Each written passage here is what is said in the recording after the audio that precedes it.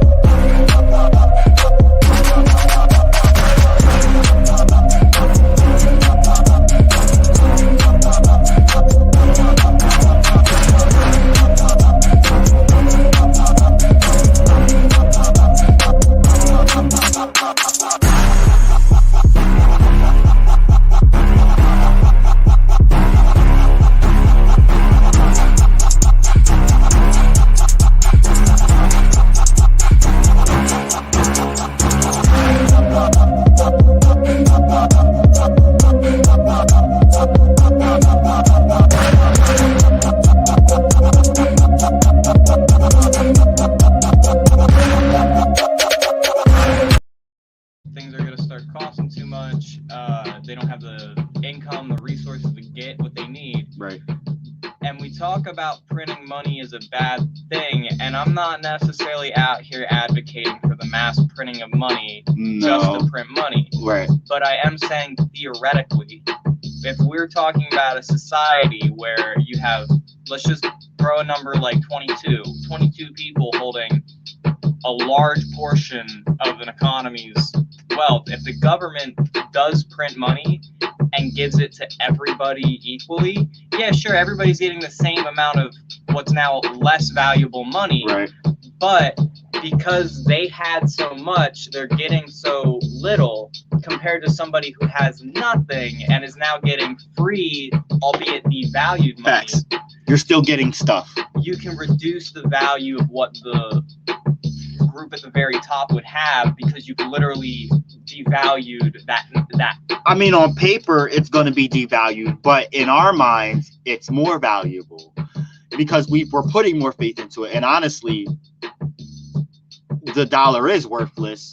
It has no worth. We put our faith into it, which gives it the worth, which brings us back to the whole thing. Yeah, it may be devalued in a sense, but it also, in our heads, if we want to add value to it, we literally can. By saying, here, guys, here's all the money all the money you fucking want, go get what you need. Well, sort of. So, like, I guess what I'm saying is that in some respect, the media is causing a lot of panic about inflation by saying you need to be worried about inflation because this government printing all this money or whatever they're saying. Like, the rationale isn't always consistent. Like, we're talking about, for example, investing in infrastructure, which I think is a good thing. Right. When we use the fear tactic of you need to be worried about inflation, they're printing money, I'm just putting forward a hypothetical where, yeah, printing money consistently over and over isn't great when you're giving it to somebody else. Right. But if you're printing money and giving it directly to the population, yes, you've devalued your currency, but you've redistributed wealth amongst your entire population. Right. It will cause inflation. I'm not saying it won't cause inflation, but I am saying that I don't think it would be as bad. It's scarier literally on paper than it really is. Anytime, like for example, when Facebook was down for the day and how shit just went crazy for Facebook, but that's because people were literally panicking and the implications of what would happen if it continued, which is a no-brainer. That's logical, that's valid, that makes sense. Facebook was down, I didn't even know. Really? Oh my god, I was like panicking. But think about that on the flip side of it. If everyone's putting more faith into something, think about what the implications of that could be. That's where my mind goes with it. The struggle, I think, with money is that we don't necessarily have faith in this thing. Right. We trust it to be enforced. I almost think money is sort of an aggressive thing. Yeah. Like, I am a little concerned as of recent with, like, we talk about redeveloping our economy or strengthening our economy, and I'm just like, hold on, guys, hold on. Why don't we strengthen our ecosystem? Thank you. Why don't we build, like, but seriously, because like when it comes down to it, let's say our food distribution chains get fucked up. Well, having a shitty ecosystem is going to cause starvation, because if we have a resilient ecosystem, we can maybe at least work with it.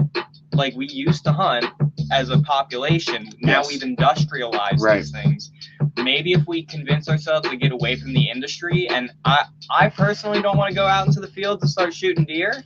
But there will be someone else who can, and you'll have something that you can offer that they lack, and we'll be able to share those resources. And it's not necessarily farming. Like we're allowing biodiversity. We're working with the planet and the environment instead of against it. We pulled ourselves out of the ecosystem. Yeah. And honestly, it's time that we get back into it. I will definitely agree with that. It's actually stuff that maybe it's just working on a farm has really... It does that to you. Right. Like my mind was already there years ago. But once you start getting in it... Yeah, once you're physically in it, it's just like, oh shit. Yeah, it's here. I'm among... Yeah, nope, it's time. Yeah. You know? And it's funny how those...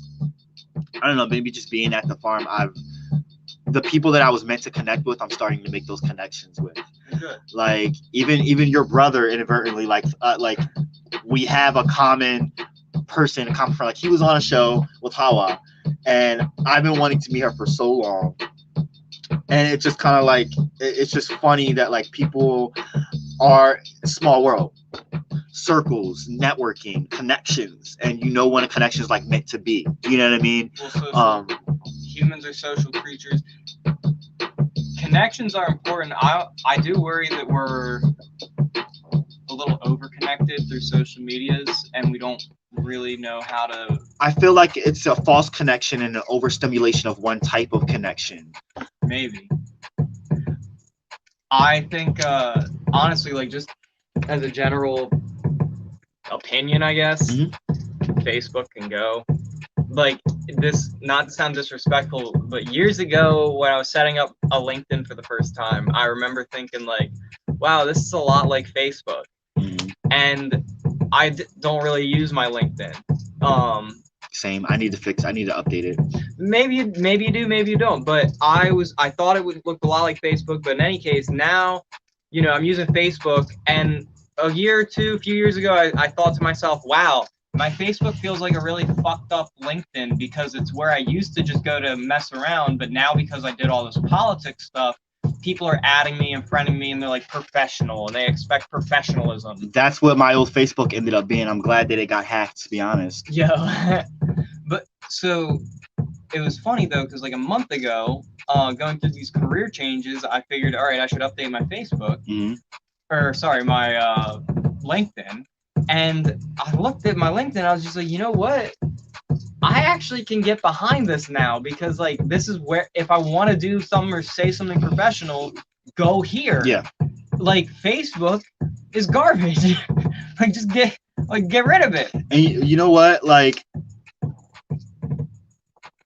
I agree with you, and I don't agree with you. I agree with you because Facebook is trash, and it's a huge frustration for me. Mm-hmm. But it's also like the only way I can connect with so many people in one place. I hear you. And get my stuff out and all of that. So it's like, it's a very, not a sore topic, because I will talk about it with no problem, but you get what I'm saying. Like, it's very difficult for me, and I'm like, I wish that it was gone, but I wish that there was other things that took the place, not one thing, but other things that took the place, because it's a complete monopoly.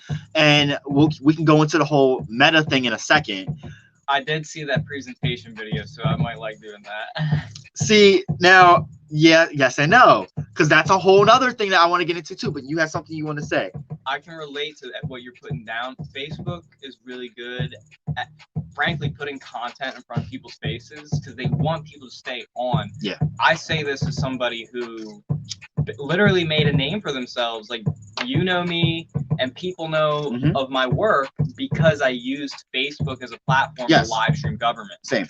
It's not the city doesn't do that, and the city doesn't do it, in my opinion, is because Facebook purposely puts those videos in front of people who get pissed off and like want to fight. Yep. And like, is Facebook good for getting people to the content? Hell yeah, it is.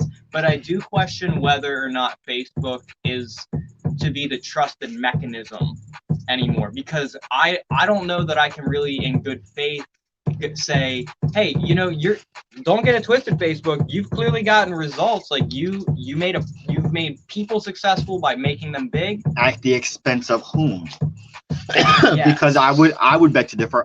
An entire generation, for starters. But by extension, honestly, the whole world. Anyone that's been exposed to Facebook, but particularly here in America, and the way that they do it here in America, there's no other platform that really can accelerate you into a whole tunnel of a particular type of hate. Right. No one can do it as fast as Facebook or Facebook run entities. But Facebook in general, Facebook has a particular algorithm that is just like, and I really didn't think about it until like someone broke it down, and I started thinking about the different algorithms for each, for like Twitter, just not Facebook, but Twitter, Instagram, and Facebook, and thinking about all three. And like, I'm not as Twitter savvy. I'm more Instagram and Facebook savvy. And also thinking about YouTube too, to an extent. But Facebook, like, you're down a tunnel and there's not much vision for you to see other tunnels of hate until you're put in a certain area, and by that point you're so riled up because you're with your own people or your own tunnel that it's a different kind of thing. But Twitter, everyone's mixing and mingling everywhere, so the hate's always constantly in front of you, all different kinds of hate. Do you know what I mean? So like, you can DM people and everyone sees it, type of thing. It's a different kind of, like, they get you exposed to hate and do the same kinds of things but in different ways.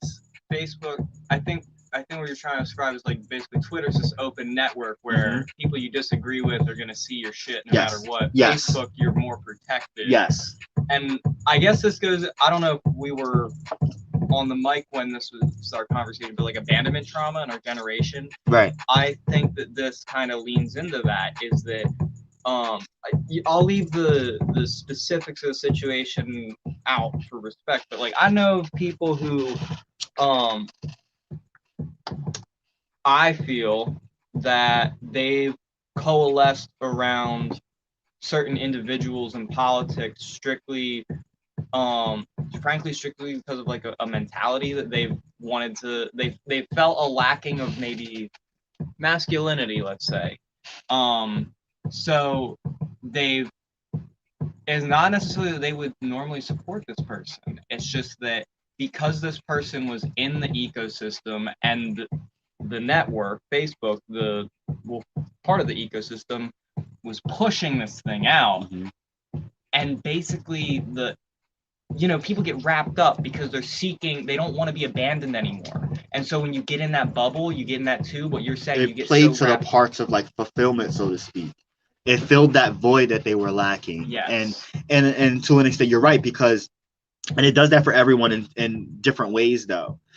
It doesn't matter what demographic you fit into or what intersections you're at, it's going to fill that void in, and it's going to find all the intersections you are on top of it, right, and fill those voids too.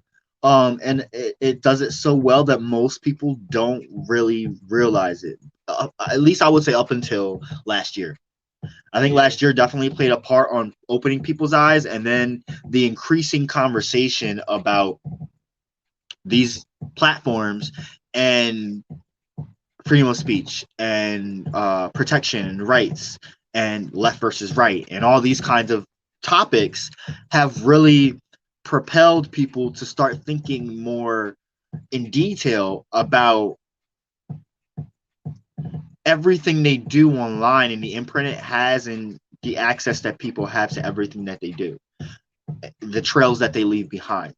And it's not relegated to conspiracy theorists anymore. It's something that everyone should be thinking a healthy dose about, because we're not going back in time. I don't really think of things that's time anymore, but I don't know. Well, so something that I think that there's potentially going to be a wake-up call for our society. You're right that we're not going to go back in time, but recently, for example, I heard an interesting point of information, basically saying all of our old information that we store, for example, in the cloud or on old devices that we don't use or access ever, we're using a lot of energy to store that information.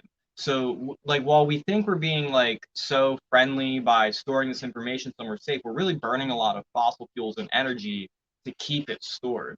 So, I do wonder, we have someone like Elon Musk talking about robots being autonomous to give us the option to work. That sounds great in theory, but we need a society with limitless energy capacities for that, and I don't know that we have it. Right.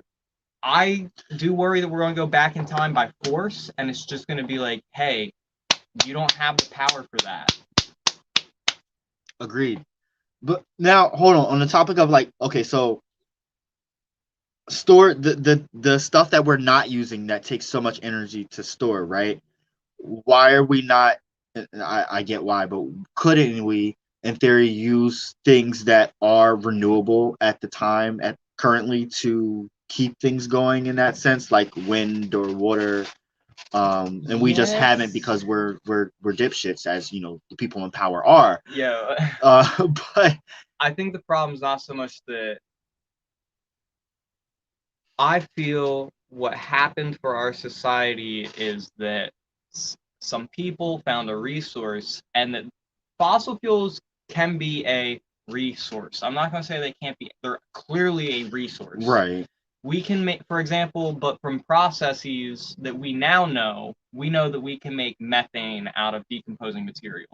So what happened, in my opinion, this is why capitalism is to some extent problematic, is a bunch of individuals harvested out of the earth this thing that could be used to advance society.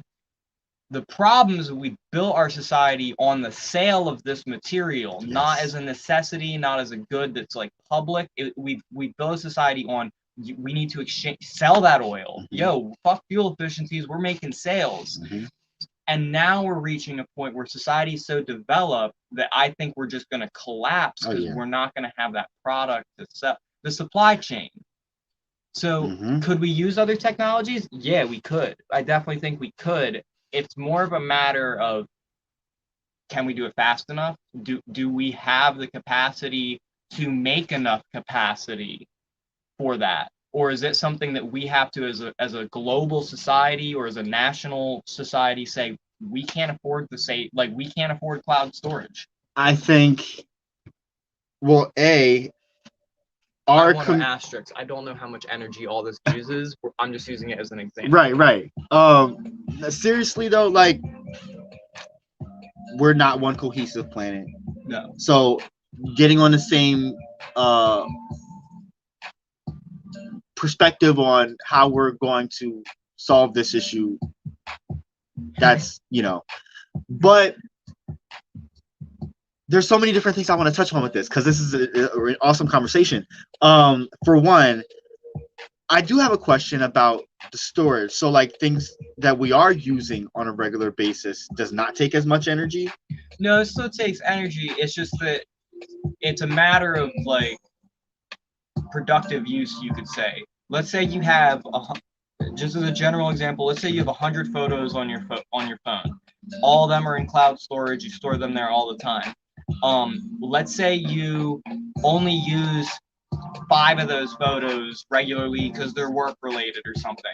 Those other, 195 photos just sit there doing nothing. It's not that those other, I do think the accessing might require some different energy, but just in terms of that storage, it's not doing anything different. It's just literally sitting there using that 95%. Just being extra. Just stay there for that time you want to go back and look at them. Okay. So I'm not necessarily saying that that's bad. Right. But things we have to think about, like we humans really want to make things last forever. Right. And I think that's what we need to come to grips with, is that that's not how this shit works. Right. And if we keep being a society built around that, I don't know that we're going to progress. Like, we need to rebuild our ecosystems. Well, unfortunately, we have suburbs all out there that have taken up what was once forested land. Are we going to go out there and deconstruct these homes and take all the waste, or are we just going to let them sit there, rot, and put trees on top? I think we're probably just going to end up letting the latter. Because it's going to be too expensive. Yeah. Yeah. Wow. I just have these pictures in my head when it comes to our society of this really fragile anthill that's made out of really, really dry dirt. Okay. And so, it's built like stacked up really thinly at the top, and a storm comes and just one little droplet of water just makes it implode in and down on itself. And there was never any kind of props or supplement around it to keep it going up. Right. And that's kind of how I see things now. We're everything is based off of fossil fuels. Yeah. Still, it's the core of everything. And it's not that we don't want differently as people. We're not thinking for ourselves in a sense, because a lot of us are. But we're also riding on a machine that is driving us. Yeah. It's hard for us to just jump off of that machine when we're on the fucking planet that we're referring to as this machine. People keep talking about going into space, and like people are like, we gotta save humanity, we're gonna go into space. Like, there's almost two schools of thought here. Like, it just as the wealthy, because I'm just gonna put it bluntly, as the wealthy now are taking this adventure into space, it's the new unknown frontier. My question is, if the Earth truly does destroy, how the hell are you gonna survive? like, I'm sorry, but I really don't believe that we have the capacity as a society to learn how to live in space that quickly. You can have all these resources, all this money, but I don't think it's gonna go well. I think what we as a human society need to recognize is we're already on a spaceship. Yep. We're already on a spaceship. Sure, we can go into space, but I think what we need to do is get in the orbital structure and let the Earth do its thing. Like, basically leave it so that it can survive. Like, I get what you're saying. take from it as we need, but we have to remember, like, if we let, for example, this whole spaceship full of life die, where are we going to continue to get some of these resources we need? That planet has the capacity to produce fossil fuels for us that we could just back off. If we can let the plant matter, this is some shit that someone should write a 500-year future book about. But like, I'm sure somebody has, and it's just not getting the attention that it should. Well, it sounds like some like Star Trek Enterprise. Like, I think about how Jean-Luc was from France in like years 2300 or something. Yo. Oh shit. I have a friend of mine that's, I guess, like the podcast, listen to it. What's up? Yeah, shout out to Jimmy. We were on the news yesterday for we went to a trans youth rally up in Scranton. Okay. And that's where I used to live. And Jimmy lives like 40 minutes north of there. So we were able to meet up at the trans youth rally, and it was nice to see her. And also just be out there. It was in a fucking pouring cold rain, but for me, it means a lot to. For me, there's not always brown representation in certain spaces, and I was the only person of color that I saw there. Really? Yeah, at that particular event, which doesn't. How many people were there? Well, it was rainy and cold, so maybe 20. Okay, I mean that's fair. Yeah, rainy. And right, cold. right, yeah. Even so, like, I just wanted representation going in. I knew it was. Yeah, actually, that I will say though that one person out of 20, considering a lot of what you hear in the lack of representation, that's pretty good. Like, right. Even just being that one person there is because there's actually a lot of trans women of color. Well, there's a lot of LGBT of color in general. I think there's more LGBT of color than of any other demographic. Really? Like, I want to say of color, so meaning non-white, right. Which would make sense. Yeah, and you're just talking like U.S. statistics, like you're not using like global, like right, damn. Right. But also looking at the world, there are more people of color in the world. Well, and that's why I was saying like. People of color. I was gonna say like on the world statistics, it's not so impressive, but when you look at the U.S., like yeah. I wouldn't have expected that. Yeah, but I mean I know, and that's a lot of times the perception is like. Right. You know, only white people can be queer or something, because that's what we're fed on TV as far as an image goes. But the reason that statistic also like hits my brain and ricochets some is because I know that for some people of color, culturally, it's still like coming out is still a huge thing. I feel like a lot of white communities, not so much the really religious ones, but generally very neutral ones, have like normalized it. It's not so pressured. They're just kind of like, they don't give a fuck. Yeah, it's like, all right, cool, whatever. But to hear that fact, yeah, and know that the culture is still there's still struggles. That's an interesting dynamic. I mean, what I find an interesting dynamic also is, and this is a totally different topic, but black vegans being the biggest demographic amongst so like you're not about to tell me black vegans are most people who are vegan are black.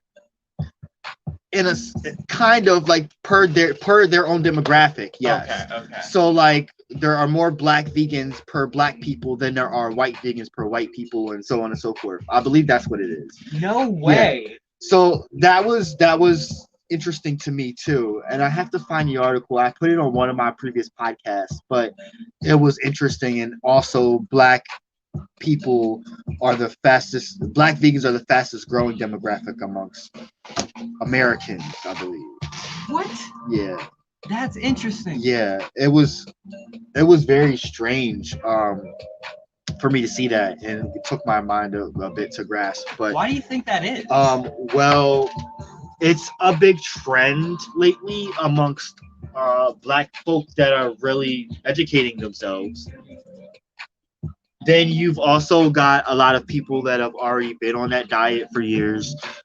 You've also got a lot of people coming from other places and bringing their own traditions with them, right. Teaching people those traditions, and people just getting used to that food and liking that food and sticking to it, not really realizing the implications of it, but they know that it feels good.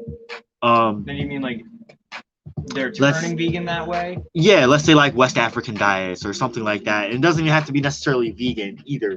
Now vegan is what I'm talking about too, but by extension, let's say like pescatarian diets or like flexitarian diets, because those diets I think are more close to like indigenous African diets than anything else. Like high in plant, still little meat, high in legumes, making sure you're having a balanced diet that's for the most part just really clean. Okay. I think that personally, I think that's the best kind of diet to have, and I think that most indigenous cultures have something similar to that anyway. But here in America, I think everyone by large is coming closer to something like that in a sense. Yeah. There's just go ahead. Meat in America, is that just what you were pointing out there with a lot of native cultures? Mm-hmm. I think that's something that industrialization and Americanization has really done and has been traumatic for our food web, is the inflation of carnivores. Or like I shouldn't even say inflation of carnivores, like inflation of I know what you mean. Just well, along with that comes less love, care, attention. When you're, let's say you're hunting your own food or you raise your own food and then you kill it, you put all this energy of love into it and care. So when you consume that food, that energy and love is coming back into you.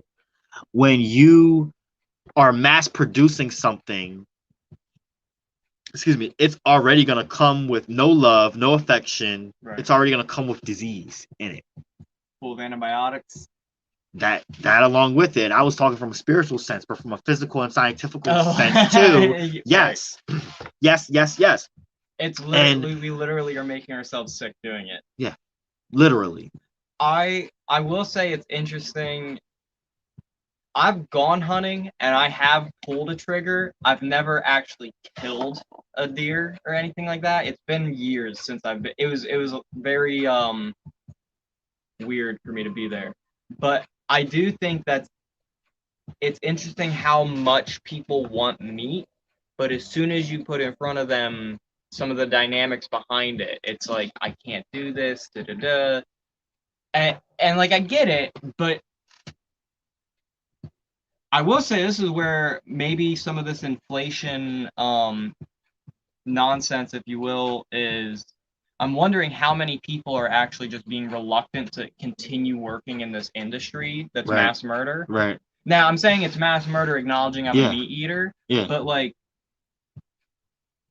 I can see someone how hunting isn't so painful, but I can only imagine like you have a barn full of animals that you're just like, okay, you're going to get slaughtered and you're going to get slaughtered. Now, those are the two sides of the spectrum, because on the sustainable side, on the side of us being a part of the ecosystem and having, I'm not telling you to go be a vegan. Everybody's supposed to have a vegan diet. No. I think it's great, but I think to be actually healthy and contribute to this planet in the way that this is my perspective, saw us to be, is not everyone is meant to go kill a deer or a cow one-on-one, but there are some who are meant to do that and they know that they're providing for the rest of us, and not for nothing, there's some awareness of that, and that animal knows that, and that animal will surrender itself if you're doing it the right way, if you get what I'm saying.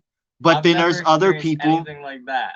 there are other people who can't do that, and they're not meant to do that. Like I said, we have different gifts, and we're supposed to exchange our gifts. But I think when it comes from an intimate perspective of you hunting and killing those one or two animals and taking home or providing for your family for a whole season or whatever, it's completely different.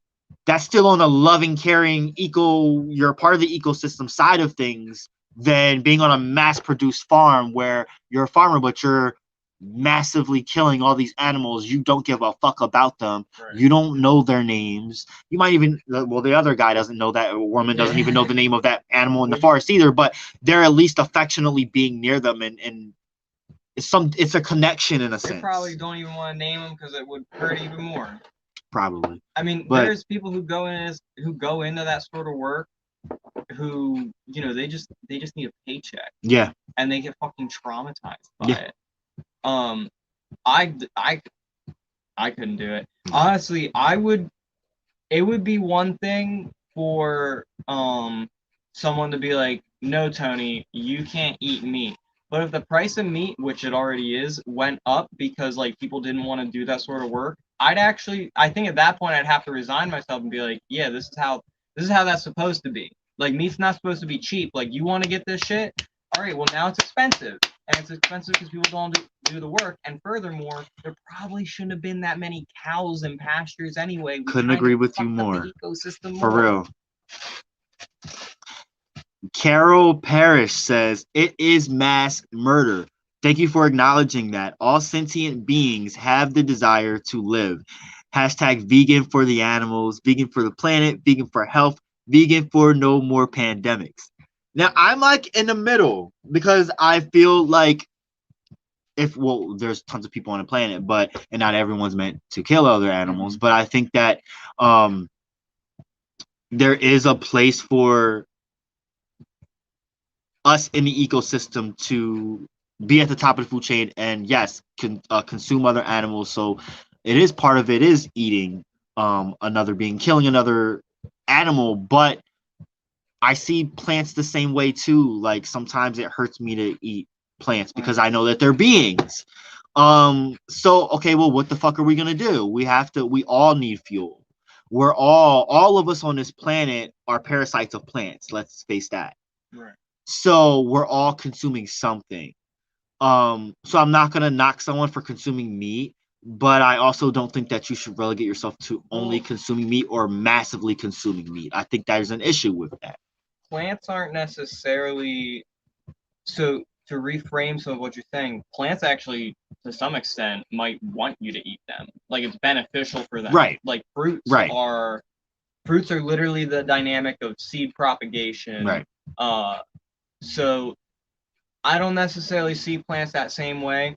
What I think about most when it comes to my personal diet and like societal, what we should be doing, I think as an organism, if we're so intelligent, what we should be striving towards collectively is a society where we potentially don't need to do these industrial processes. Like, we should be putting investment towards, okay, how can we use plants to feed us without the killing? Right.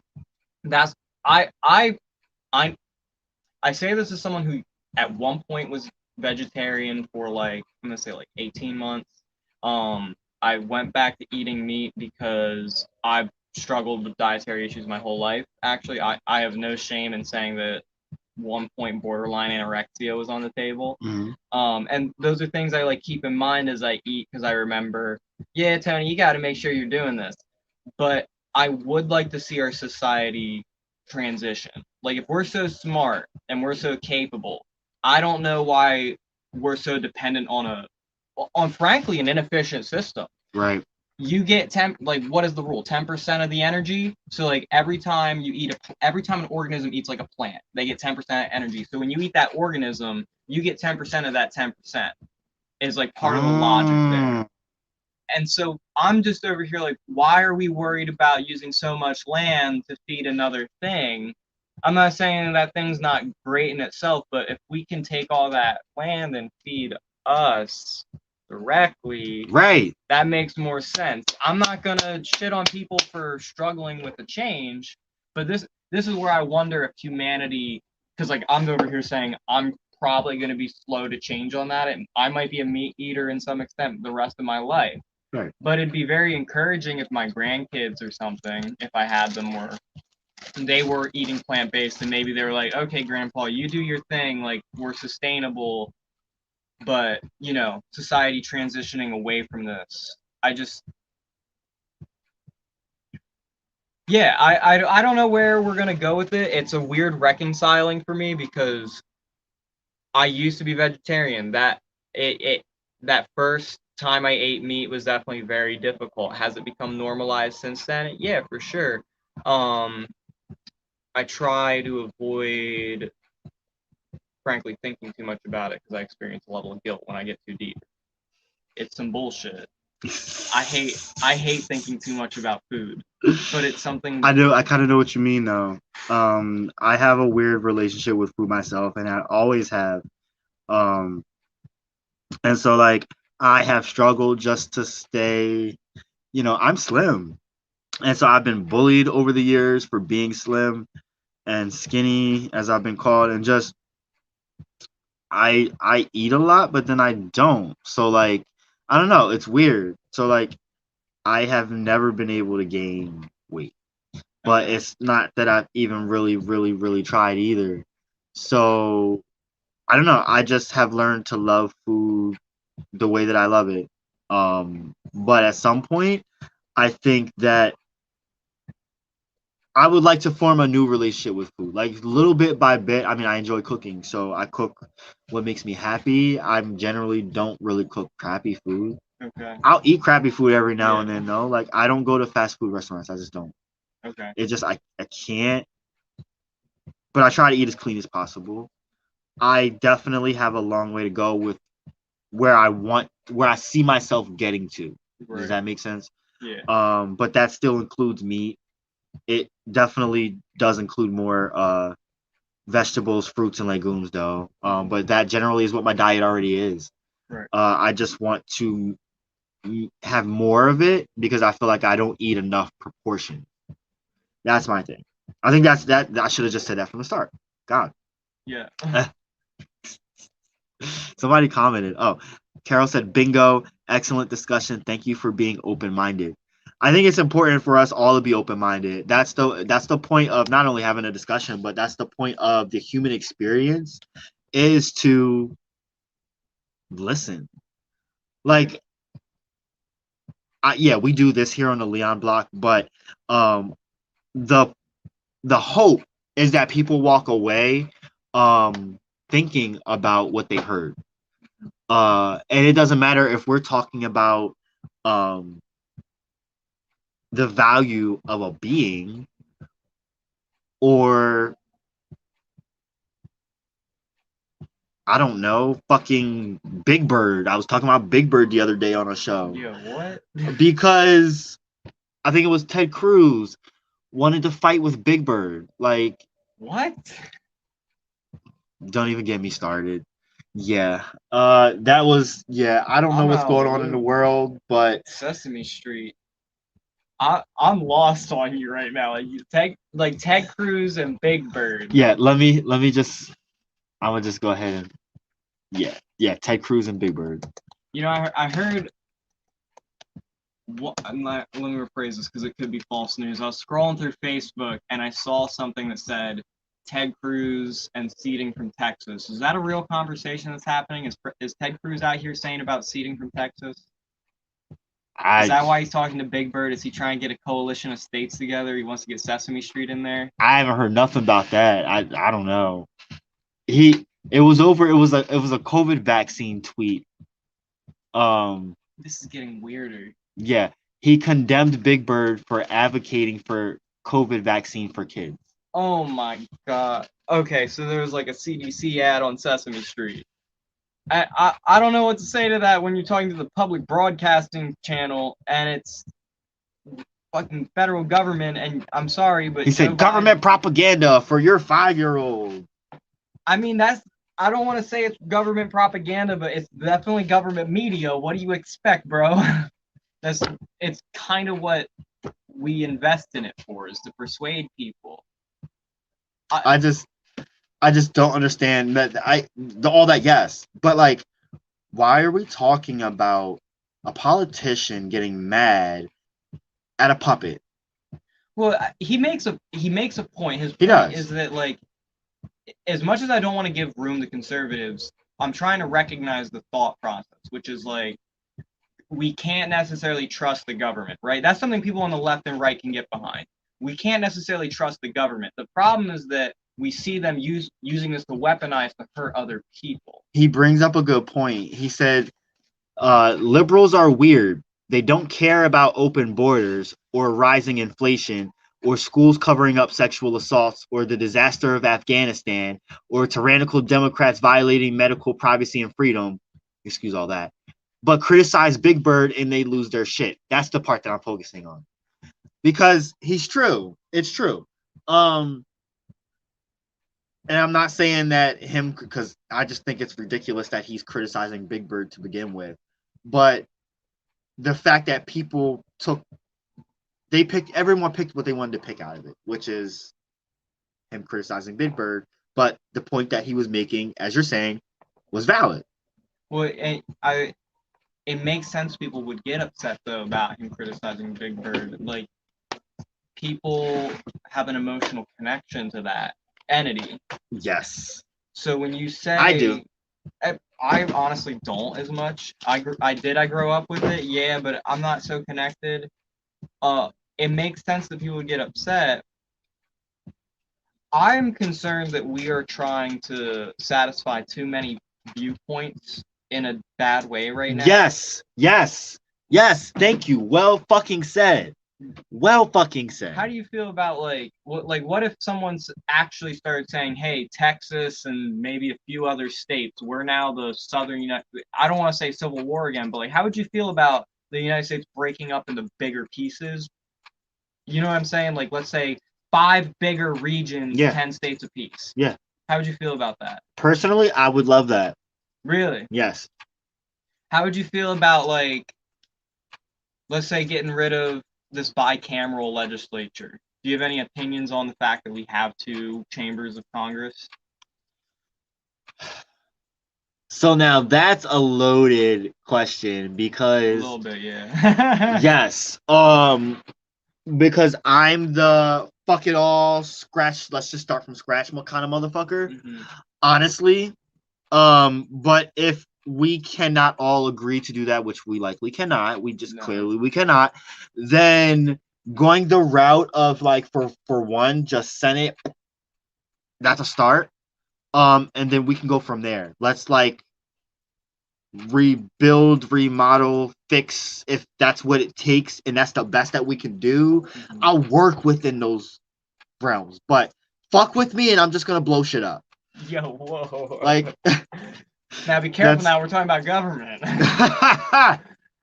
Metaphorically, I'm saying, like, blow the ideology of things up. Yeah. Like, still be cautious here. We're talking about government. Right. I think that did you know Nebraska only has one like, they don't have a bicameral legislature, they have a unicameral legislature, which means only, I think they use what was their Senate. The person who serves in Senate serves for House as well? It was not even like for House as well. It's just like there's the Senate, and when the Senate approves of something or doesn't, like I should look more into the fine details, but to streamline processes about 100 years ago, Nebraskans were like, let's get rid of one of these chambers. Let's just have one group of people we vote for, and they'll pass laws and it'll go to the governor. So what passes in Senate passes in House, correct, in other words.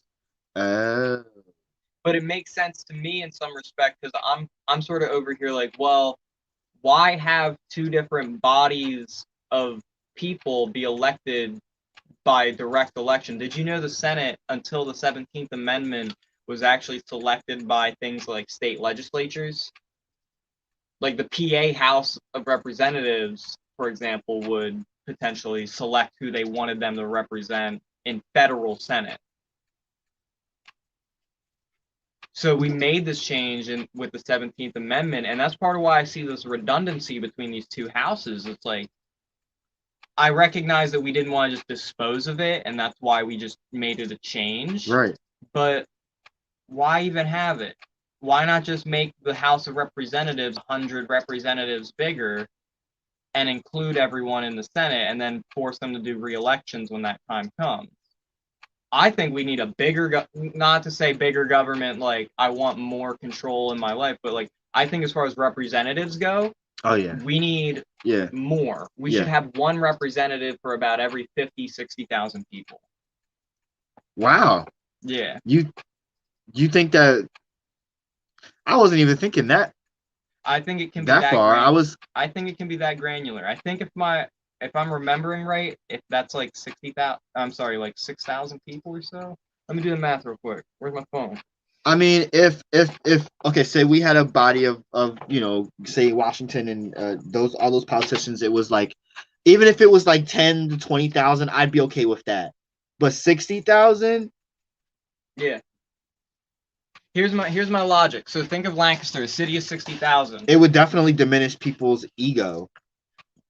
I think it would. That's a start. That's just one pro to that. But go ahead. It hurt lobbyists because they'd have to have more control over more people.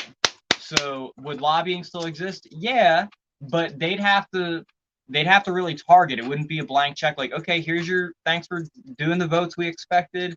See you in a year for your re-election campaign. But don't you think a lot of things would also fall through cracks as well if there was any kind of corruption that happened? Maybe, but when you have, so let's say you have 100 senators, you corrupt one of them.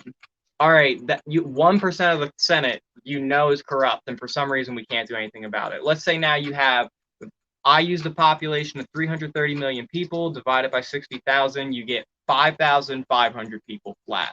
Wow. So let's say one person out of 5,500 people gets corrupted. That's way less than 1%. Now, will there be corruption? Yes. We're always. We have to live in a world. We have to recognize perfection doesn't happen. But if you can build into the system's anticipations for those issues. True. Will there be corruption? Yeah, sure. But we always know to be skeptical and aware. Will it be easier to corrupt one person? Probably, because it'll take less money for a single individual, but will you be able to get as many people for that same 1%? Is that investment for lobbyists going to go down? In fact, another level of this, all these people go one place in the entire country. Why? Frankly, why do we have a national capital? It seems like a security concern. It seems like a security. Well, in our day and age, yes. I think it would do massive good for states' economies if we decentralized our federal government, made these positions part-time, and instead of investing in offices in one location, we gave each area a stipend, and the person who wins the office takes that money and invests to build their own infrastructure. Mike Sturla has an office downtown, and I think he gets money from the state to do that.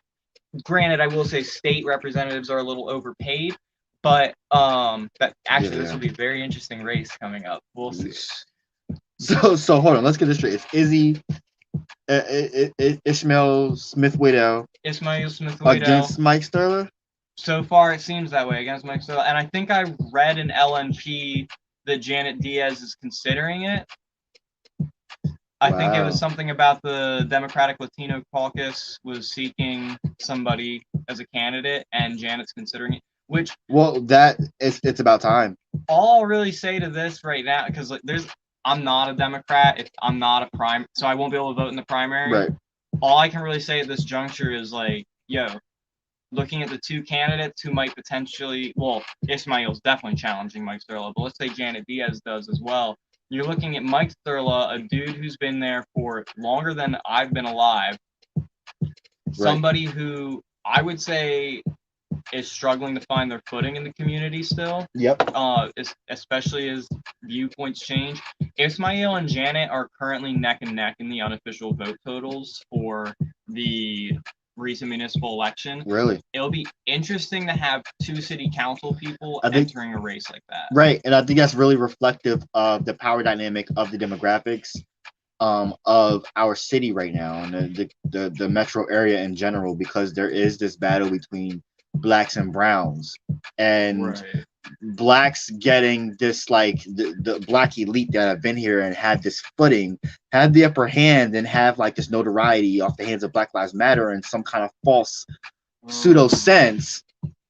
But then you've got a lot of Latinos and Latinas and Latinx who really don't feel heard and seen and represented right now, in a sense, kind of tokenized and pushed aside. Yeah. And I think that there's a lot coming that they really do deserve. And there are a lot of people who are just like really vocal about it. And just maybe just not as heard as much as they really should be, though. But it's a long time coming. And though I'm not a huge fan of her, I think that she does deserve to do whatever she wants to do politically and get the same things that he is getting, but he's getting them a lot easier than her, if you follow me. When you say he, are you saying Mike Sturla or Ismail? Ismail. Okay. So, yeah, I think there's interesting dynamics there. There's something to be said about Janet, though. Every time she's discounted by her own political party, the city party, every time she comes back hitting harder. Right. Like, I'm still sitting here a little bit in shock, like, waiting for the vote totals to finalize, but I'm pretty sure she's just narrowly ahead of Ismail in terms of total votes. Yo, the Latino community has come out strong. They support Janet, and you're right, people don't feel heard. I think to a certain extent, the Lancaster community is even a little more unique, because when we talk about a lot of Latino issues in the country, people go, oh yeah, Mexicans. Like, people just debase, like, they just go to the very basic thing. Oh yeah, Mexicans. It's like, hey, Lancaster, we have a hugely diverse population. Are there Mexicans here? Sure. But let's focus on what's really, we have a massively high Puerto Rican population. These are people that we frankly colonized.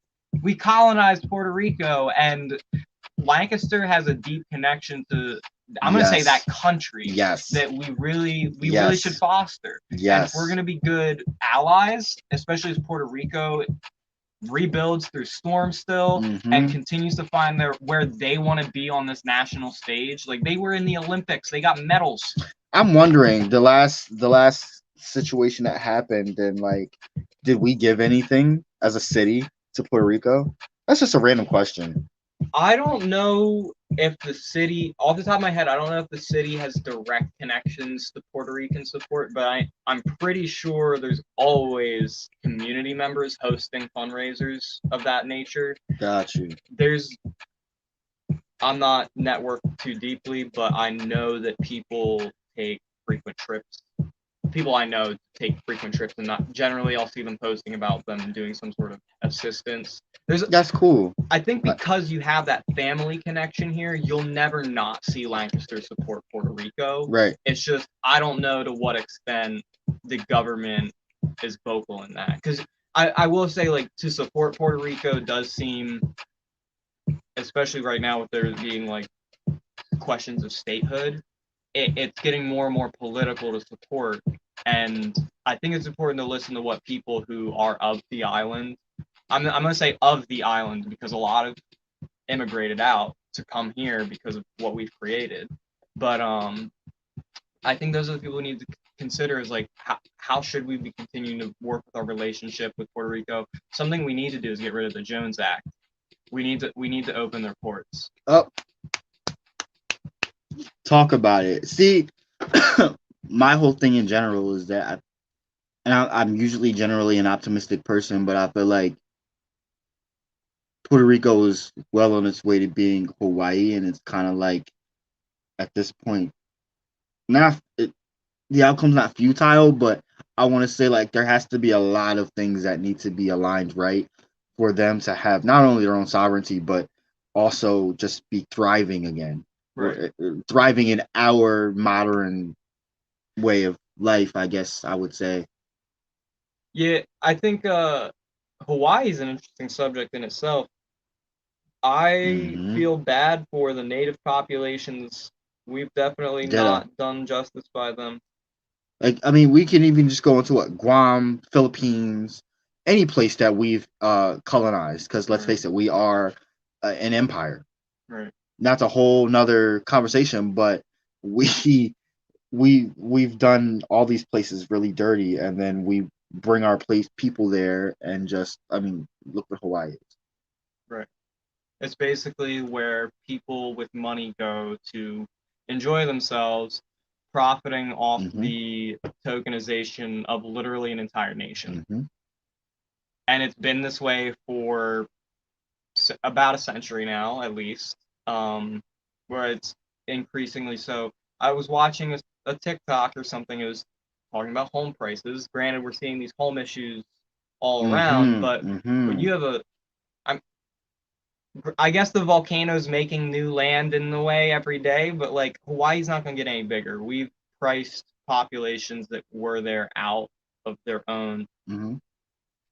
ecosystem. Hmm. Like I don't want to sound weird or but like people and cultures do adapt to environments. Like I think the people I feel the most for are Native American populations that still are in this continent trying to have scraps of dignity because what colonizers did from both sides from many countries came here, consumed this place, and totally destroyed Yeah. whatever this place once was. Like total societal collapse is occurring. Granted, we didn't mean to bring smallpox, sure, but we used it to our advantage. True. And we took as much land as we could, Trail of Tears people all the way to Oklahoma. Talk about it. Like you're literally part of why we were so set on stealing people from Africa is because once you take people out of the place they know, where the hell are you going to run? So how the hell are we supposed to enslave people who knew what was up? Hmm. We were better off killing and imprisoning them as like, and I say we, I guess, as white people, destroying a continent for profit. That's really what's happened. And now For real. the tactics of Yo. us versus them, there's no more land to steal. That's why people are going to space. For real. Talk about it. I mean, there are places, but I think that the places that no big there's places. right, no, there's places that we may think, but they've been extracted of something. Yeah. You know what I'm saying? So yeah, every place. And then the places that are left are places that are deemed like pointless to those There's people. no value here. Right. But you look at a place like Hawaii or Puerto Rico, they're on different levels of advancement when it comes to like extraction of those things and then resettlement. You know, Puerto Rico's on the tail end still. I worry about Puerto Rico. Yeah, like very much so. We are in a position as a country to still like. Actually, let me rephrase that. I think there's 3 million people on the island. Like 3 million, yeah, 2 or 3 million. I think it's 3 million. The United States on a daily basis has the one. If it's 3 million, that's about 1% of our population. Every day, the United States makes decisions on 1% of the population, and that fucking part gets very minimal say or control in how it goes. Yeah, we wonder why people don't trust the government. In our modern day, we have every right not to. And that's sort of where it's like, that's going to be the big struggle for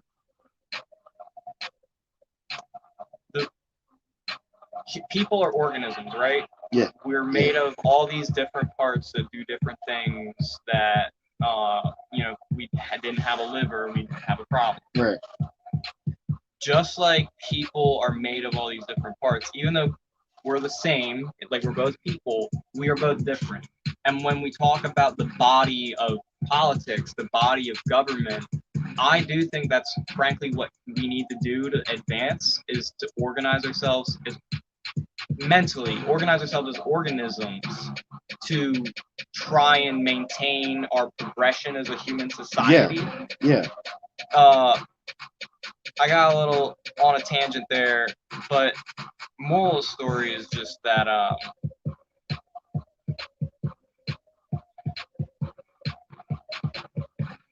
no, I got too much on that ramble. I got too far away from myself. No more land to steal. How did I get so far away from my point, Jontel? Oh my goodness, we were talking about so much because we went from the ties of Lancaster and Puerto Rico and the population of Puerto Rico in Lancaster. Then we went to Hawaii and the genocide in the empire and how we've taken from populations from the inception of our country and killing indigenous populations here. And then we just went outwards to any other place that we did acquire through means of strategy. Whatever means, but it was always a chess game for some means to be the dominant empire of the world. But now that we don't have that dominance in a sense, my question though is, what are we going to do? What are we going to do with Puerto Rico specifically? Now that we don't have as much dominance and influence on the world, like the acceleration of gentrifying Puerto Rico is going to slow. Right. Especially with the pandemic, so like actually I heard since the pandemic it's accelerated, like a lot more people are moving there. Yeah, I actually don't know that things are gonna slow.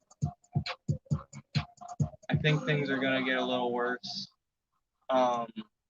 People are really trying to make money in this housing situation. There's actually, that's something that has bothered me, is like we talk about affordable housing. I think that we're just not building the housing we need as a society. Like, affordable housing shouldn't be measured on the metric of, oh, you make this much money, 30% of your income. I mean, yeah, sure, it's affordable in an economic sense to them. I think how we really need to start measuring affordability is in terms of resources. Like, this not saying this in terms of your specific apartment, but like this apartment, how much does it cost to heat it? This apartment, how much is it going to cost to maintain? How many decades will this structure last until it needs to go bye-bye? Right. Like, what is the actual intention here?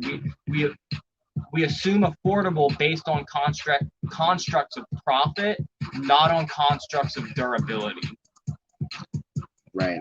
I think we really need to start considering how we plant trees. We're also like, we can't live in a tree, I get that, but housing is the human form. Like, these are our trees. This is our urban jungle, as we call it. We need to stop looking at that's the problem. Until we can start to disconnect the profitability of housing to the necessity of housing, we're never gonna solve this issue. I sometimes wonder if what we really need to do is like government saying, hey, like Lancaster's responsible for 60,000 people, right? I wonder what it would be for a government to really say, you know what, we're essentially just responsible for you. Like, instead of being responsible for this land, we're responsible for you. Does that make sense? It's like a paradigm shift. Like, the government uses people to take care of land. What if the government was using the land to take care of people? Right. That's a golden gem right there, like, for real. Because remember, I was talking about flipping things on its head and changing perspective and looking at something completely different. And that's it right there. That really does change how, not only if the government just stopped and said, okay, we're going to look at this differently and how much it does for them, but think about the effect that it has on the people to get them to think that way too. And think about how much return the government will get back on just flipping that mindset and getting everyone else to think the same way. And the government's one of the few things. There are few entities that have the ability to cause social change. That's why it's so problematic when a government is change resistant and change needs to occur, is because you're essentially ingraining people deeper in an issue, and then conflict ensues. Governments need to exist to help people navigate change. It shouldn't be rigid. Like, the only, I guess, it's hard to say, like, the only point of government should be, but I just don't feel like we're doing the right thing. Government is so wasteful. There's so, like, oh, we'll start a program to do this, to do that. Like, I'm not saying don't start a program, but I am saying, like, and I'm also not saying planning's bad. I'm an urban planning student, but I am saying how much, like, to a certain extent, you gotta get on the ground, right? Like, planning is good. Don't go into anything too blindly, but you have to have some sort of planning, but you can't spend your life planning or you'll never get out there and do anything. You need some kind of raw experience. Yeah. Sometimes you just gotta see how things pan out to an extent, because you need some kind of planning. Yes. Well, yo, we're gonna wrap this up. Is there anything you want to touch on real quick? Anything you want to drop? Any websites, promo, plugs? That's a good thing. I will say, if anybody's listening, go to www.goldgoose.party. It's a real URL. Right now, the landing page is just our contribution page. It would be cool to have people subscribe and contribute on a monthly basis for us. The Gold Goose Party is not going away. Joey got about 1/6 of people to vote third party in the city election, which is pretty impressive. We're still trying to clarify exactly where messaging is going to go going forward, but it's good to know who's supporting us and who wants us to continue these conversations. We're trying to include some people in the future decision making, so I will say, if anybody's interested, that's probably a good way to signal to us. Send the comments for anyone who wants to check it out. Yeah, it's sad we didn't talk about trash, actually. You know, that's I should have brought that up. Trash. I've had trash on the brain recently, and that's something that I think I'm gonna try and I gotta talk to my brother. I'm wondering what the Gold Goose Party can advocate for there. I actually want both of y'all on together one of these days, and you're always welcome anytime. So you can always just hit me up. You never have to. It doesn't always have to be in person. You can always just hit me up if you're just randomly need to spit something out. You can always be like, yo, I need to rap to you about something. Can we go live? Because I'm live every night. Okay. At least some point in the day or night, I'm doing a live. So yeah, like, I'm literally doing this shit. If you check my YouTube, like, we have tons of fucking shit, but hey, about all kinds of different topics. As you can see, we just went through literally like 10 different topics. And so definitely hit me up. We can do one specifically, starting off with trash. Yeah, because that's definitely something that will get people's attention. Like, what the fuck? You know what I'm saying? So no, I totally love that. And anything that you typically bring up, pretty much everything you bring up, and your brother, is always awesome stuff. And typically anything that I can follow up with some rebuttals and commentary too. So it's always great to have both of y'all on. And y'all have totally different vibes, and that's what I love. Like, Tony Dastra here on the Leon block. Joey Dastra was here last week, and the two of them are some awesome local powerhouses that are doing really great things.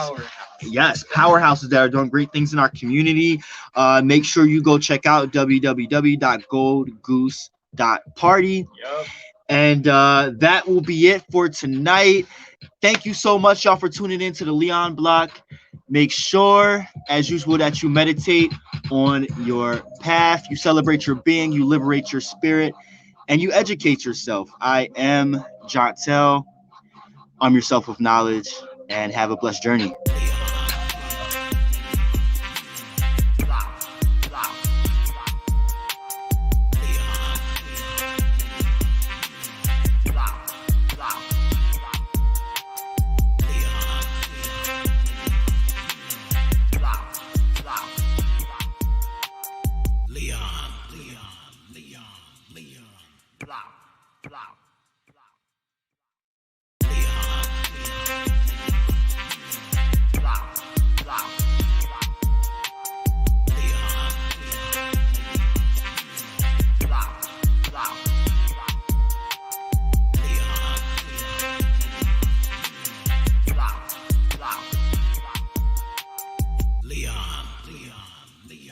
Leon, block, block.